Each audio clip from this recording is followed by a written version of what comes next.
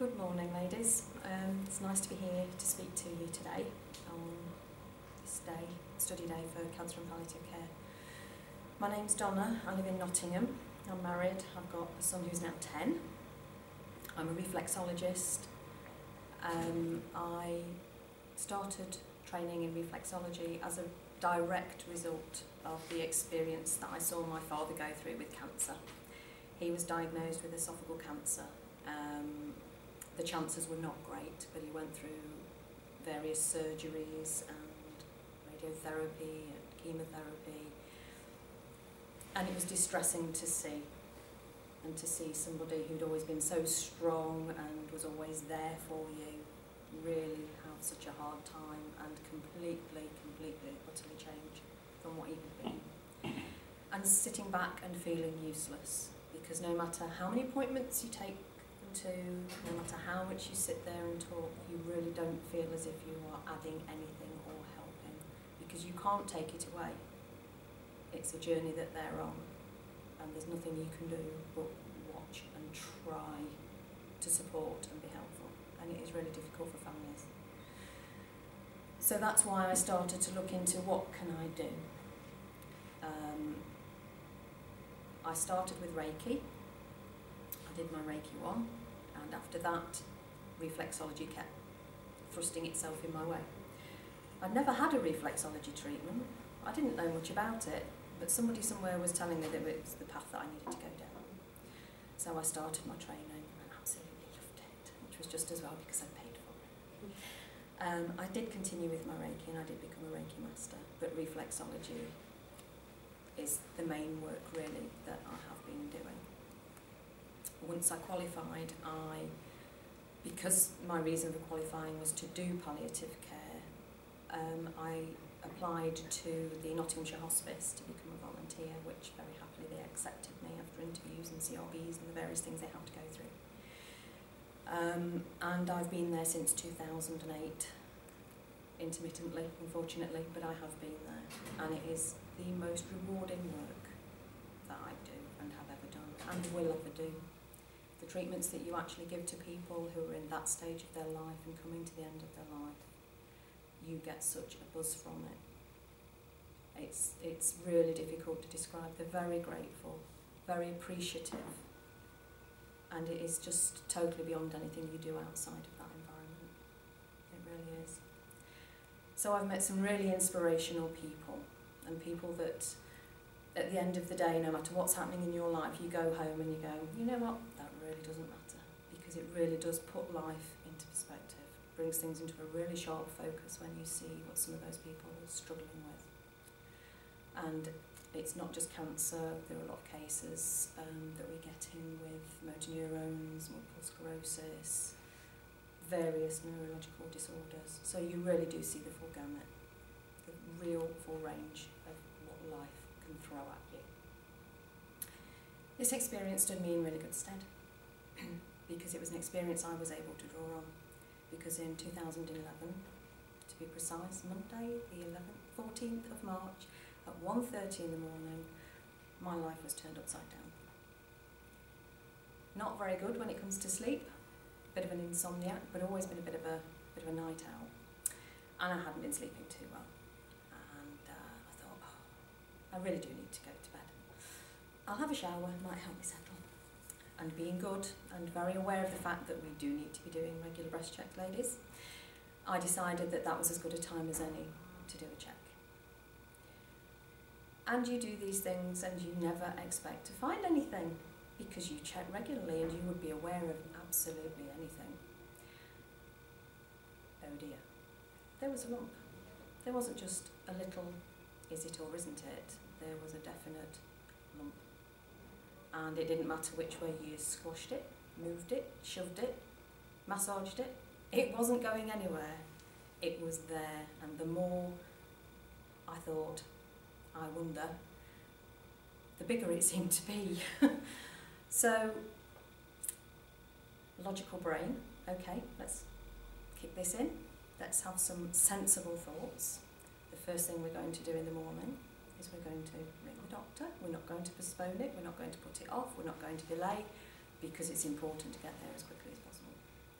And that's exactly what I did. I got into bed, my husband was fast asleep, and I thought, no, I'm not going to wake him, I'm not going to tell him, there's nothing to tell him until I know myself. So 8:30 I was on the phone to the doctor, 9:30 I was sitting in the doctor's surgery. Having been reassured by the doctor that it's nothing to worry about, but because the NHS do have protocols in place where any lumps, bumps, anything like that you find has to be investigated, the protocols kicked in. And I was referred to the Breast Institute in Nottingham. And they have to see you from that initial referral within 14 days. 14 days, amazing. You think, oh, great, that's not long to wait. It could have been 6 months. It seemed like forever. The letter came through quickly, and then you sit twiddling your thumbs and trying not to think about it, because it could be a blocked duct, it could be a fatty lump, it could be a cyst, it could be cancer. There's still always that at the end of it. So it was actually the 24th of March, 10 days later, when I went to the breast clinic. And I went on my own, which wasn't the brightest thing to do, but I'd pretty much convinced myself that whatever was coming, I was ready for it, and it wasn't going to be anything to worry about. So as I poodled in, and this bustling, very efficient nurse practitioner came in, and you're stripping off, and you're lying on the couch, and she's having a good old feel and an exam. I just expected them to say, oh, everything's fine, get ready, go away. But she didn't. And out came the black biro. Okay, fair enough, let's see where you go with this. So she highlighted the lump. That seemed perfectly reasonable. They wanted to do a mammogram to check. But then she circled something else under my arm, and that's when my heart just dropped. And I just felt so sick to the pit of my stomach, because you just think, oh, bugger, lymph nodes. The implications of that in itself was enough. So then it was, okay, get dressed. Off you go to mammogram. Okay, we'll have a look on there. So you're undressed, get dressed again. Right, now we're going to take you around to ultrasound. So you get dressed, you wait a bit longer, you go back, you get undressed, and then you're poked and prodded about a bit more. And then they say, there's definitely tissue changes. We need to take some biopsies. How do you do that? Well, you soon find out. The staff were very, very supportive. They were absolutely wonderful. But no amount of anaesthetic actually stopped the noise, because the noise of the implement that they actually use for taking the biopsies when they do ultrasound sounds like a nail gun going off. So it's quite disconcerting, and they say, don't move. It does make you jump rather. So yeah, after that, it was a case of go home, don't do any lifting, don't do this, don't do that, list of do's and don'ts for a few days because of risk of bleeding, infection, all the rest of it. Obviously things are very, very tender, extremely bruised. And come back on the 29th for your results. So that was one hell of a weekend, waiting and waiting. And when we went back, we all know what hospitals and doctors are like, when you think, okay, that's my appointment time, when am I really going to get in? My appointment was about 2 hours late. So my husband and I had sat in the waiting room, twiddling our thumbs, staying positive, because until they tell you otherwise, that's what you've got to do. And eventually we went through to see the doctor, who was very rapidly followed by a breast care nurse. And I just looked and thought, I know why you're here. Because as much as they say, oh yes, we always have somebody in with you, I thought, no, I've got somebody in with me, I've got my husband. There is somebody else here because there's something more we need to know. And we were right. It's very difficult when they actually give you that diagnosis to hear everything that they say. But the one thing that kept going, and a tape that played over and over in my mind, was, we've done the tests, we have the result. It is cancer, but it's treatable. And that was the one thing, and it still is the thing that I always remember, and how grateful I am that it has been treatable. So then you start on the what next. And very much you're in their hands. You climb on that hamster wheel that goes round and round and round, and you don't get off until they tell you it's time to jump off. So you're starting your round of more specific tests for them to check measurements, because if you want to have breast conserving surgery, they have to double check the size of the lump, because there are margins that they have to have of clear tissue to make it viable to do that. It depends on the size of the lump, how much they have to take away, how big you are to start with, all as to how successful things can be. Because of the experiences I'd had and the people I'd come across, always said, if I ever find anything, that's it, that's it, full mastectomy. And that was exactly what I told the doctor. Whatever it is, I want it gone.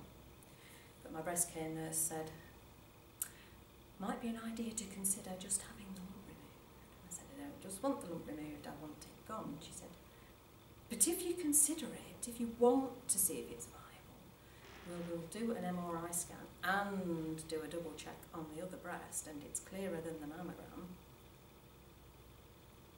and you'll get a good picture of exactly what's happening.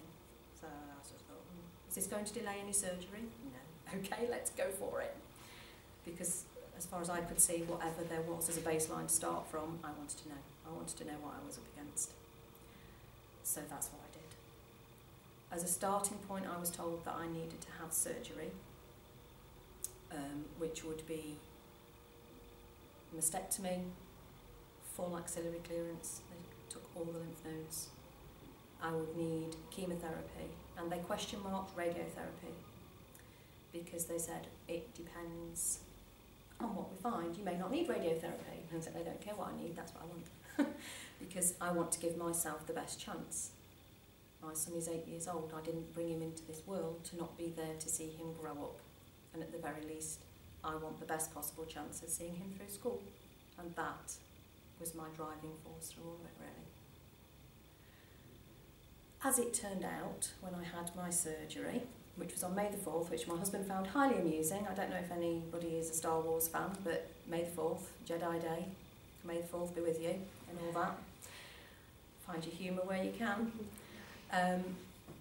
When I had my surgery and went back, unfortunately on May the 24th, which was my husband's birthday, they'd said, it's great, you know, we've done this, you're healing fine, fantastic, we're really pleased. You are going to have the radiotherapy, because they don't stage until they've actually taken all the histology and everything. So they'd found it was stage 3, which involved blood vessels, so the radiotherapy need for that automatically kicked in, which I was ecstatically happy about. So, because I thought, right, that's it, I'm getting all that. And off I toddled. Other than a slight infection, there wasn't really any problem after the surgery, just getting your head around it all. Because obviously, psychologically, it's quite a big thing. And also resisting the urge to peel off the glue, because they don't use external stitches when they do it, they actually glue you. And one of my friends had actually said, who'd been through breast surgery, whatever you do, don't piddle at the glue, leave it. Because it's just tempting, isn't it? It's like the glue on your hands when you're a kid at school with the white glue. So I was very good, and I didn't mess about with it. So then it was on to chemotherapy. And what they do is they frighten the life out of you basically when you go. And it is frightening, because when you think about it, they're injecting you with poison.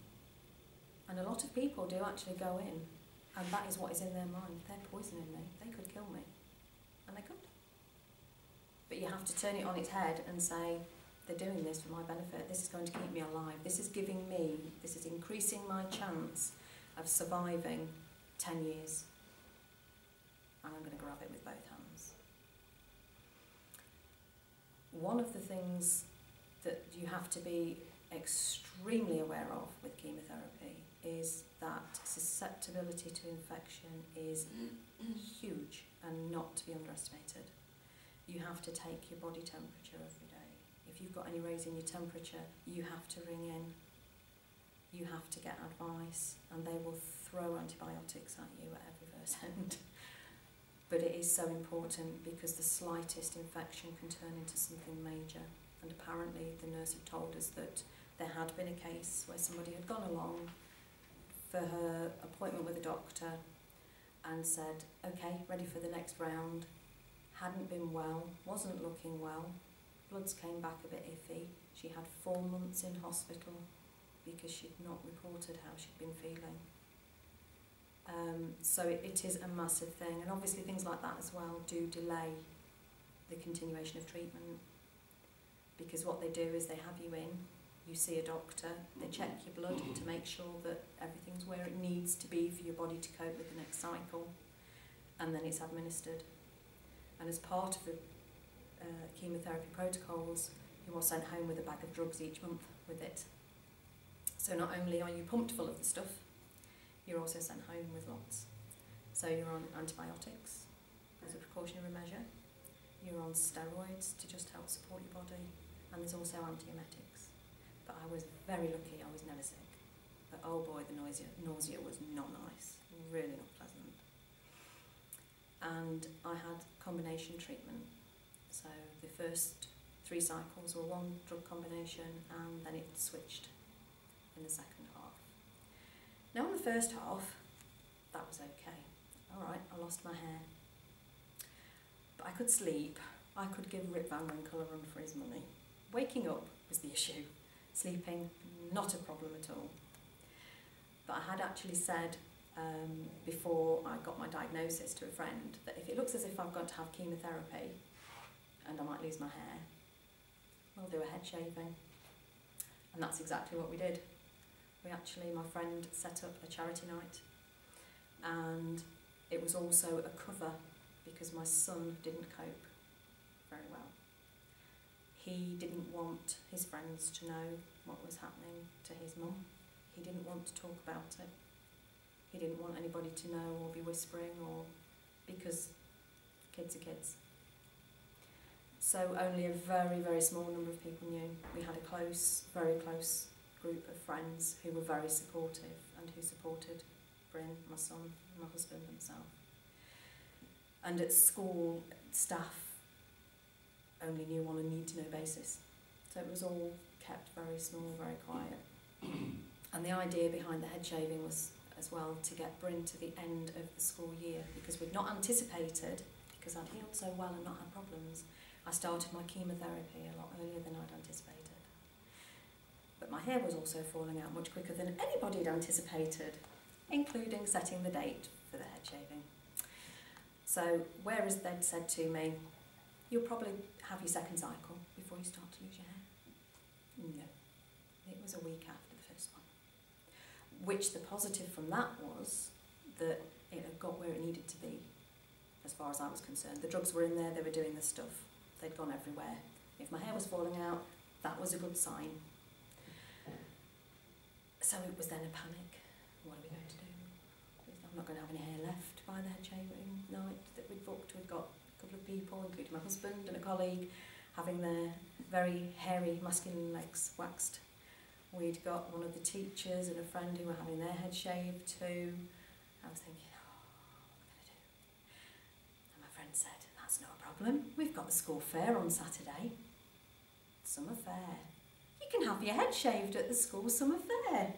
Okay. And that's what we did. But then people really did start to, I wonder if, what's happening? And that was getting to the stage of thinking, we're not going to be able to keep this quiet because people are going to start guessing. By the last day of term, because this was obviously sort of beginning to mid-July, and you're getting to the end of the school year, my son came home one day in an absolutely awful state, and it took a lot of dragging information out of him. In fact, he wouldn't tell me, but a couple of his friends had said, has your mum got cancer?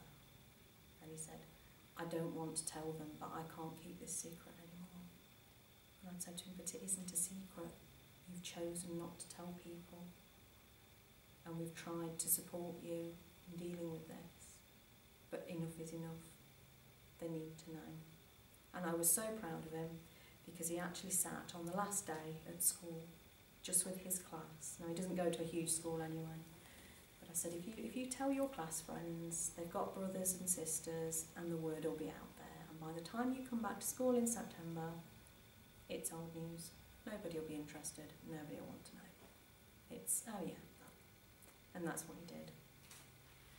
And apparently he sat with his teacher in circle time, as they do, and told them, when they were discussing, she brought it in a very gentle way, and he said, my mummy's got cancer, and she's having chemotherapy at the moment.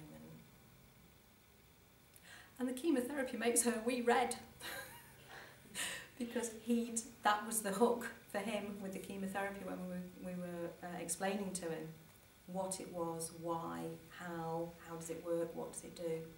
That was the humour that we took from it. Oh, and by the way, this is what it does.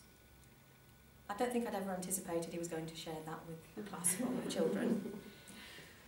But it did make for some funny comments, and some of the children that I've known from sort of 3 or 4 years old. So it was really sweet, and it was good, and it was there, and he didn't have to worry. It has changed our relationship, the cancer.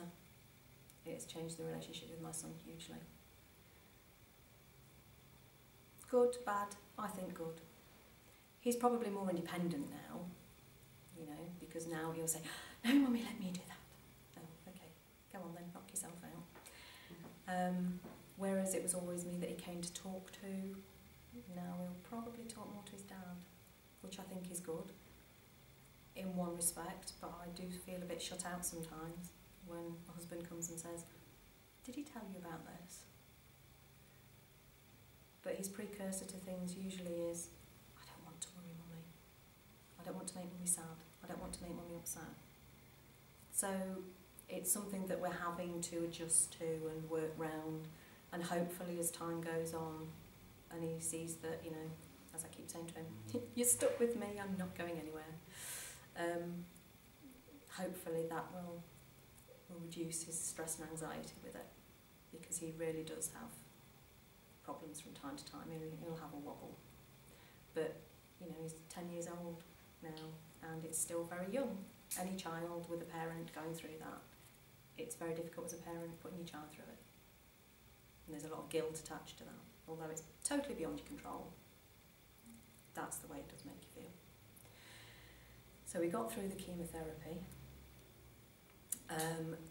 The second set of drugs that I had in the second half were the worst, because the problem with that was you couldn't sleep, and really all you wanted to do was sleep to block the pain out, because that was where you get into the bit that was really, really painful.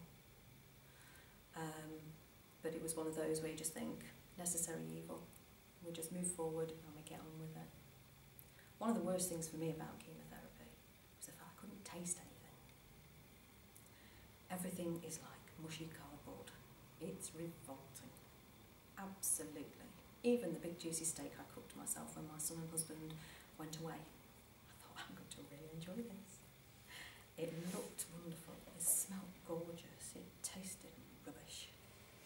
So it was a complete waste, really. I just had to try and remember how it should taste. Didn't work. And everything was like that. Drinks the same, nothing really great. The other good thing that I'd sort of anticipated about chemotherapy was, okay, you lose your hair. You don't just lose the hair on your head. You lose your hair everywhere, apart from on my legs. It didn't go on my legs. I thought, great, 6 months, no leg shaving. No, wrong. It was the only place it carried on growing. And of course the problem with that is you lose your eyebrows, you lose your eyelashes, and the chemotherapy can actually make all your soft tissues and soft membranes really, really dry. And of course, so your eyes are dry, so they're irritated, they constantly feel as gritty and as if you've got something in your eyes. And then to add insult to injury, you've got no eyelashes to stop the dust and bits floating about, that, you know, going into your eyes as well. So that was a bit of a, don't like that bit. And I do remember saying before the Christmas, somebody said to me, maybe your hair will start growing back for Christmas. I said, I don't care about my hair, I want my eyelashes back. So, and They actually did. They started growing back at the beginning of the December. I finished my chemotherapy in the October, and my eyelashes started growing back by the December, so I was ecstatically happy because that's all I wanted for Christmas. My chemotherapy I looked on as my birthday present because they actually told me just after my birthday that this is what we're going to do. And I did actually say I've never had such an expensive birthday present because these drugs are, some of them, extortionately expensive. So I feel very grateful that we have the NHS, despite the fact it does get slated and it's not perfect. There are some countries in the world where I wouldn't be here now with the diagnosis that I had. So I'm very grateful. Radiotherapy. Radiotherapy is probably the easiest bit, or it certainly was for me. The hardest bit about radiotherapy is the going backwards and forwards to the hospital every day, because you do have to go every day. It takes longer to get there and park your car and walk down to the department than it does to have your treatment. Because my treatments I think were somewhere between 60 and 90 seconds. So by the time you're in there and they actually position everything on the bed, the treatment is the tiniest part of it. Side effects, you do get side effects. It does cause nausea, it can cause sickness. Burning of the skin is one of the big things. It's like having a really bad sunburn. So even if on the surface it doesn't look particularly red, you've got that internal sort of burning sensation, which is not great. But in the grand scheme of things, walk in the park, not a problem. The thing I'd not anticipated, having been totally focused all the way through on, right, okay, this is what we do. We do surgery, we do chemotherapy, we do radiotherapy, we go home and we get on with our lives while popping our pill every day for the next 5 years. No, my body decided that, having not been very keen on my hormones for most of my life,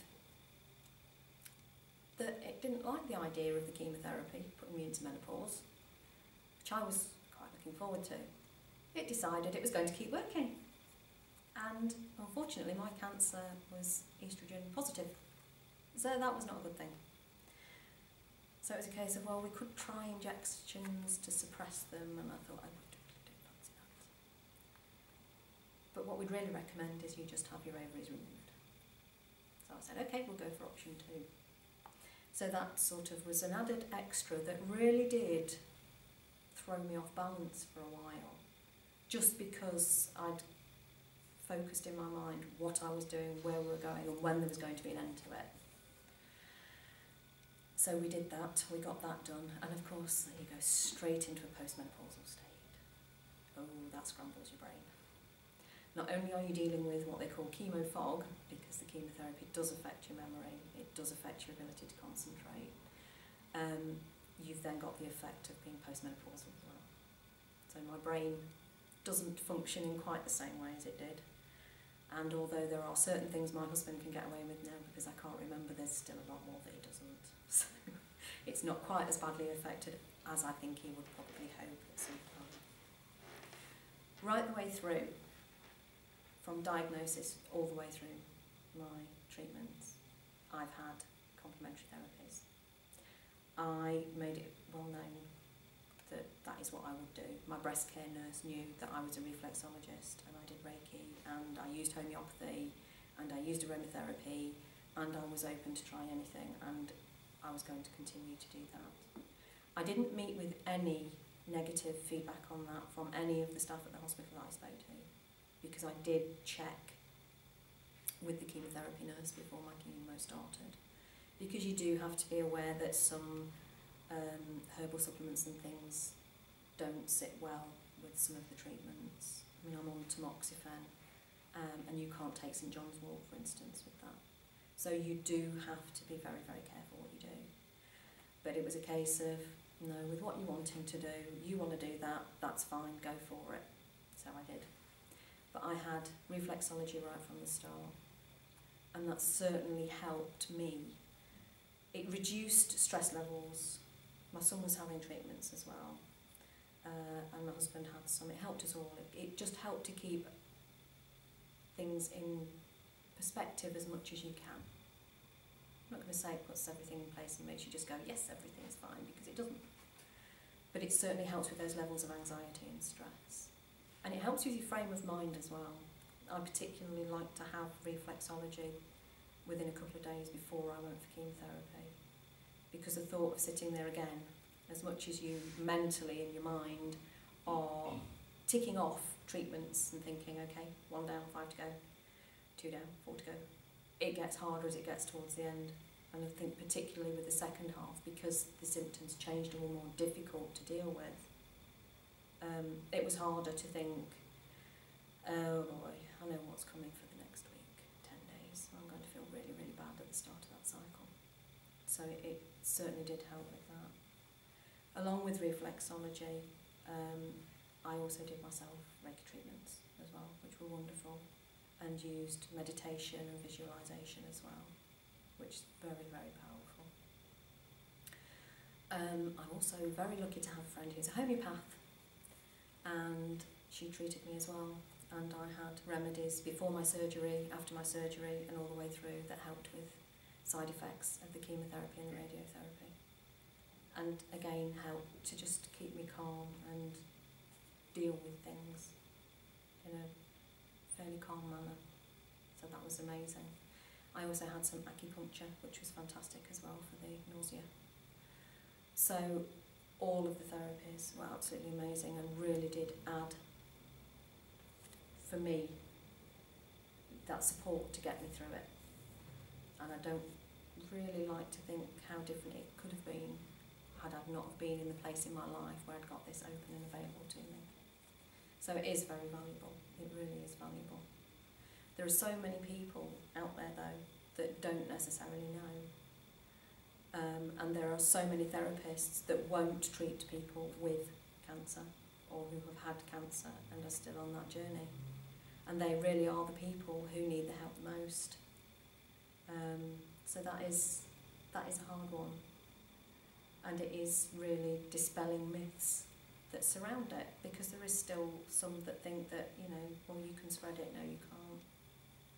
You can make contact with that person who feels so alone and so isolated and make them feel that they've still got something worth fighting for, you know, and worth giving in life. And that is just so totally invaluable. It really is. And you've got to help people look at the positives, because everybody's on a journey and you can't necessarily alter that journey for them. You can help them, you can ease it, you can make it a bit better, you can just be there. And they don't want sympathy. I remember one of my husband's colleagues, I walked into the office to see him and she sort of went, oh no, and I just thought, no. Turned around and walked away, I thought, I can't deal with you. No, I don't want you to be sympathetic, you know. I want you to tell me, how are you? How's your life going? What's happening for you? What positive's happening in your life? You know, very often you don't want to talk about it. It's just a case of, can I just hear something that's normal? That's not the run-of-the-mill backwards and forwards to the hospital and being poked and prodded and needles and all the rest of it. So it's about empathising, it's about trying to understand. It's difficult to understand, but it is very different to being sympathetic. It's being there and supporting. And one of my friends in particular, she's very good at sort of saying, you know, I'm not having this. Pull yourself together, suck it back and get on with it, is one of her phrases. And it works, because you just sort of go, yeah, feeling sorry for myself is not going to do any good. So, and that's what we need to do. But I think as therapists, there is so much that we can offer to people. So much. I've seen people at the hospice who have come in, and now at the hospice, they come in, they have a prognosis of 12 months or less, and they are angry, and they are bitter, and it's very much why me. And therapy is just getting people to stop and see that they really need to make the most of whatever time they've got left. You're not actually sitting them down and saying, you shouldn't be doing this, or get over it. You're just supporting them through that, and you can do that through therapy. And I have seen people go through and come out the other side and reach a level of acceptance so that they are able to make the most of whatever time they've got left. You know, making the most of spending time with the families and getting out and about while they can. So it is very important what we can do. And if we can go out there and we can do that for somebody, that is absolutely fantastic. We can't change the journey that they're on, but we can ease it and make it just that little bit better. And that human contact and that touch, especially if you've been somewhere, and I've experienced it, where you have a therapist who turns around and says to you, I can't treat you because you've had cancer. It makes you feel less of a person. And I think we have a responsibility to look at it and look at it properly and say, nah, I can do that. Come on. Let's give you some me time, some downtime to make you feel better. And I think that is one of the most valuable things that we can do.